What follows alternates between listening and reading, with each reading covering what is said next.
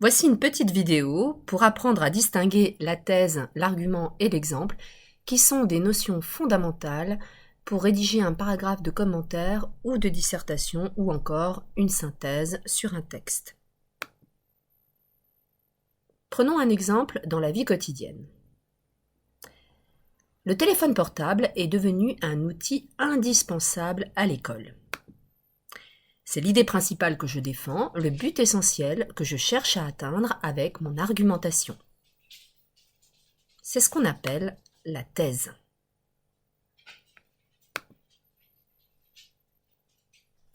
En effet, il permet de consulter les ressources mises à ma disposition en toutes circonstances. Dans ce cas précis, je donne une raison qui justifie la thèse.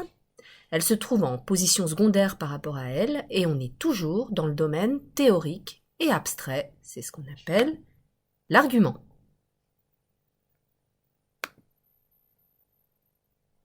Par exemple, quand je suis dans le bus, je peux regarder des vidéos pédagogiques et réactiver mes connaissances, ou encore je peux avancer dans la lecture de l'assommoir même si je n'ai pas mon livre sur moi.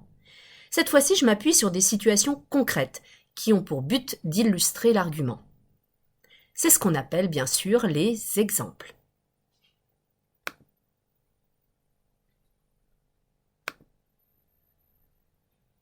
Prenons cette fois un exemple dans une dissertation.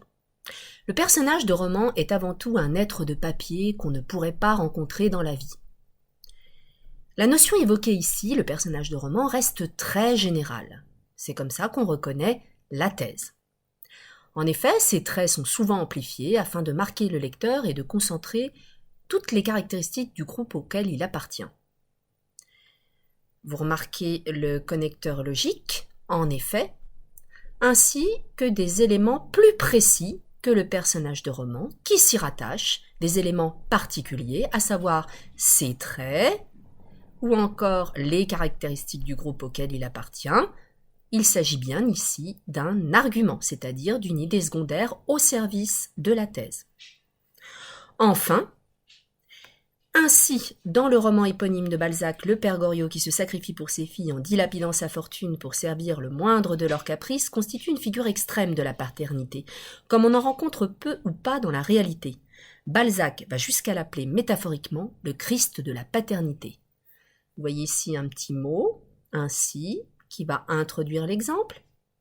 En rouge, un cas précis, un cas concret, un exemple de roman, un roman de Balzac, qui s'appelle d'ailleurs Le Père Goriot, et vous trouvez également une citation de Balzac, c'est-à-dire des mots rapportés exactement comme ils sont dans le roman. Il s'agit donc ici de l'exemple qui vient illustrer l'argument lui-même au service de la thèse.